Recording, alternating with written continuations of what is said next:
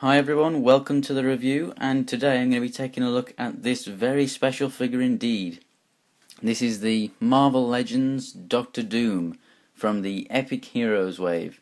This original wave came out in 2012, and if I just show you the back of the box, that is the wave that I'm talking about. So there you can see the original Doctor Doom and the other figures in the wave. And then we have this. Now this is what's called a running change figure, so you get repaints towards the end of a figure line run, so there's not very many of them, and they don't show up in a whole lot of places at all. Now this is a obviously white variant of Doctor Doom, which is the Future Foundation colours. If you don't know what Future Foundation is, real quickly, it's basically Reed Richards or Mr. Fantastic comes up with an idea that he wants to bring along the world's best scientists and come up with new inventions of ways to help people and, stop poverty and all this sort of stuff. Just brainstorm ideas to help the world, and that's basically what Future Foundation is. It's that group. So yeah, that is Doom there, and then that's the back of the packaging. Now, as I said, this is quite rare. As you can see, it has the European warnings on the bottom there, and no bio, and on the front it doesn't say choking hazard or anything like the other boxes. Now this is because obviously this is the main European release box, and it hasn't showed up yet in America. So people over there who have them, they are imported. So this is pretty rare if even America don't have them. I don't know if they will do.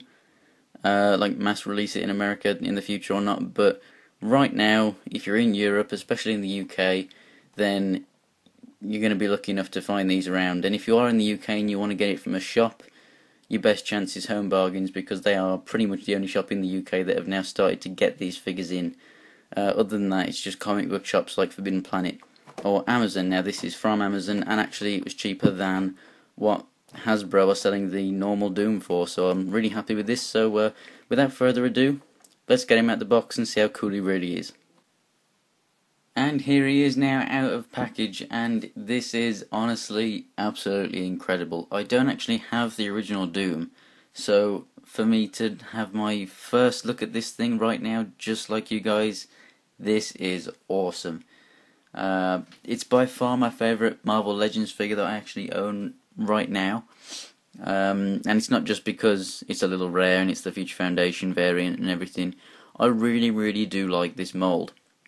Now, as you can see, this version is a nice shiny gunmetal grey / silver, and he has a proper silver just on here and on the belt, and then the rest of it is white with a greyish light blue airbrushed effect throughout to give a very nice shading effect. It's in all the crinkles where you would expect shade, like beneath the hood and underneath all of the little folds and in all the nooks and crannies and everything. It is extremely nice, very simple to do. As someone who does models and stuff, I can tell you that to get this kind of paint effect is really simple with an airbrush sort of thing, but if it is hand painted, then they've done a really good job with these guys. It's in all the right areas, and that's one thing that not a lot of figures get exactly right. A lot of figures can go over the top with shading, but because this is a nice light grey / blue on the white, it just goes perfectly. Now with this guy's articulation, I'm going to get to it just after we take off this hood and cape here, so that we can get a proper look. So to take it off, you just slide it over the head. I'm just going to do, trying not to take the mask off. There we go. And now you can see him a little better. But before we get to Doom, let's just take a look at this. So as you can see on the inside, it is continuing with that really nice shade. Now if you look very closely here, you can actually see that line going across, the join line here. It's it's only on the inside. It's exactly the same with all the Batman capes that I have from DC. So there's I was pretty much expecting for there to be one of those. Now, people say that this cape feels a little tougher and a little more brittle than the previous version of himself, the green one. That may be so, it may be a different kind of plastic, but I don't have that original one. So all I can tell you now is that it does feel very nice. It's not a shiny surface at all, it's got a nice texture to it. And, you know, it's got a nice detail at the bottom as if it's stitched, you know, think of curtains and whatnot, you know, they are... It's got a nice attention to detail there, but all of these little folds and nooks and crannies, it just really does shout Doctor Doom. That or a Jedi. And then there you got the nice silver, and the shading even goes inside the hood.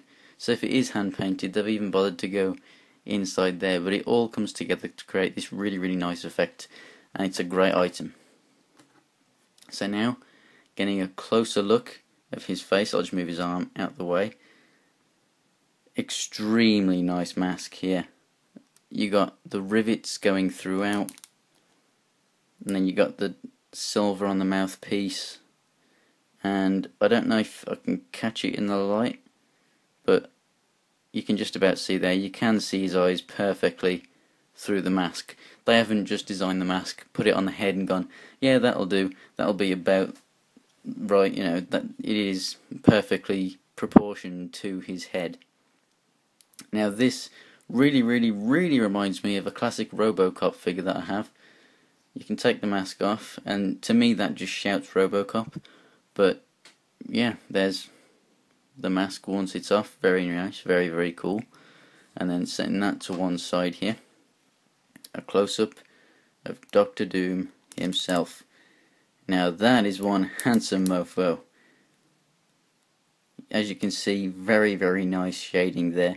Now, the actual face reminds me of Wade Wilson, Deadpool, but yeah, very, very cool.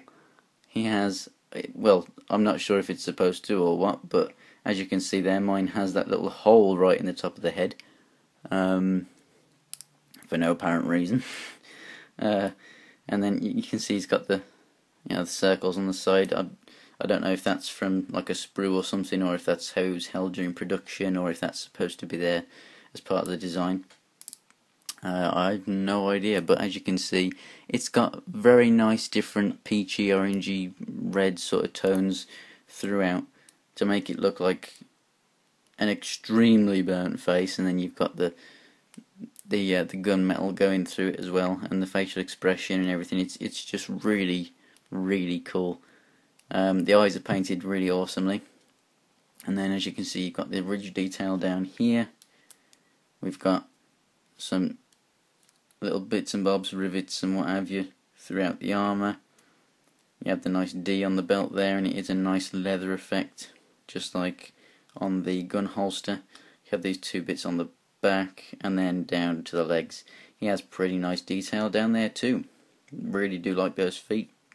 A very nice classic looking suit of armour, and because of this white, the Future Foundation, I think it fits in a lot better with more of your heroic age sort of looking figures. You know, it does give a more modern feel to the figure if you want to display him with modern Marvel figures, but it still retains the actual features of the mould of the green one, which came out, you know, 2012 last year, and that one looks a lot more, you know, with the green, I think looks a hell of a lot more like a classic Doom look, and looks like an older figure. It actually looks like it came out in the 90s or something. So, you know, loads of display options with other figure lines there. But articulation real quick, the head, because of the way it's moulded and the way the helmet goes on and everything, it doesn't move back or too much, and then forward you got that a little bit side to side, but it doesn't stay there, and then you've just got the left and right. If I just move the arms up out the way for a second, he has a decent ab crunch, but because of the way it's moulded and everything, it's not huge. But I do like these diaphragm joints in the way that you get a little bit of left and right, and then you get actual turning left and right too. And it is nicely detailed all around the inside. There's no scratch marks or anything from when I'm turning this or anything, no wear and tear, so that's real good. And then moving back up to the arms here, as you can see, they have this pin socket joint here, so they can rotate all the way around and move all the way up and down. No swivel at the bicep, because the swivel is actually at the elbow there, which moves up and down 90 degrees, as you can see, or just about, not quite. And then we actually have nothing at the actual wrist here, because it's this entire gauntlet piece that actually rotates, which is cool. I mean, I would like a little bit of articulation here, so that because I mean, obviously, as you saw, I had him posed up like that, but if you want it straight down, you gotta, do something like that. And I just feel it would be nice just to turn the hand in a little bit, just get that little bit more articulation. And then it's the same with the other hand, except he has the trigger finger there, which I'll come on to in a second. Down to the legs, that's the disappointing part. I'm not too disappointed with it, because I love, the look of it as a whole, but I am disappointed at it in the way that, if you did want a really, really dynamic pose, you just can't get that, because it has good movements in the legs, but they're just hindered by the skirt. It's the same material as the cape, and it just barely moves forward and back, as you can see there. Side to side a little more. Obviously you're going to get a bit more out of this one because it doesn't have the holster, but that's about it. And then legs only move that far back. And then feet full up and down, very good, and left and right, but you can't really utilise it all that much. And then you do actually get a rotation at the knee as well. And they sort of rotate up at the hips too. But, overall, that doesn't matter to me, because he looks so striking and imposing. Getting a dynamic pose out of him wouldn't matter too much, especially if you have this thing on it, because you can't get him in a dynamic pose if his cape's on. So I'm just going to go ahead and put the cape back on. So helmet, really simple to put on. It's sort of, the tightest parts are basically at the cheekbones or at the bottom of the jaw sort of thing, so that holds on nice and snug, and then this just slots right on top, and because of the grooves and everything on the shoulders and in the hood, it stays perfectly in place. It sits there very well, and I do like how this bit is slightly ruffled up, so that you can get good poses like I did before with his hand up like so. Now, with the cape on, obviously it does hinder articulation a little bit, but because it's not secure, it will move along with it. You can get very good articulation still, just not obviously directly up. Now, moving on to the accessories, first of all, let's take a look at what's actually on him. So we have the holster on the side here. I'll just bring it in for a closer look. You got a very nice strap, so it's not too thin that it's going to break or anything. It's actually quite a strong rubbery plastic, so you can just push that out, and then you can bring out what I think to me looks a lot like a Walther German World War II semi-automatic pistol, and then you can put the strap back. I mean, you can leave it out like that if you want to, but it does secure extremely well. Push that down, and that's locked in place, very, very secure. It's a tight fit, and I think that is one of the best holsters that I've seen that do actually have that lock on it there. And then to fit it in the hand, this finger, if I just bring that close up, the finger was actually molded to the others, so it was on like this. So I just had to pull it out a little bit like that, and as you can see, it's still got a bit of the burrs on there from the plastic. I just got to clean that up a little bit, but you just pry it out a little bit like that. It is supposed to be separate, and then the gun fits in the hand very nice. I'll just give you another close up there. Pretty damn good detail. I mean, it's only black, but it's got pretty damn nice molded detail on there. And then that slots into the hand just like so, and then what you can do is, with that finger separate, you can just sort of finagle it into that little hole there. Because I mean, mine wants to go back to its original state, so I'm just going to pull on the finger a little more, and there we go. It sits in there. I mean, it holds the gun securely anyway, and in package it was positioned in a way that, you know, the gun was on top of the finger. It looks fine, but, you know, sort of OCD, you know, if they've got a trigger finger just like this and a big enough hole on the gun, put two and two together, it's meant to go in there. So very, very nice.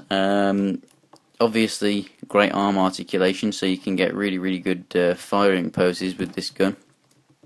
But that is not all for the accessories, because he also comes with this stand. We've all seen this stand before. It's exactly the same colour and shape as the other Epic Heroes wave. One thing to note is when you do put the cape on him, if he was standing before, whatever position that may have been, he may not stand now, because it does make him a little bit more back heavy, as you can see, you know, from, you know, fairly good taps. He's standing pretty good.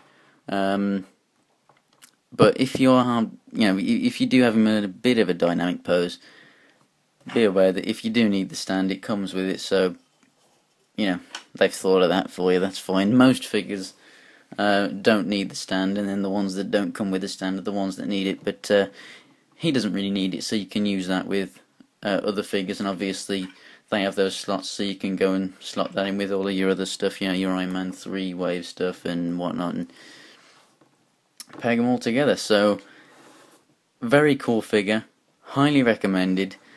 Great size, great feel, no mold issues, no paint issues. It's pretty rare right now. If you're in America, I feel sorry for you, because this guy is really awesome. That's not to say that you can't get him in America, but they are pretty rare over there. And in the UK, they have just shown up the past couple of months. I got mine off Amazon. I'll put the link into the description. And if you want to get it from a shop, then Home Bargains is a very good bet, because you can actually buy the cases from there as well, so you can get him in the cases. But that's it for this video. Thanks for watching. If you like this version more than the green version, then tell me why in the comments. And if you like the video, please give me a like and subscribe for more.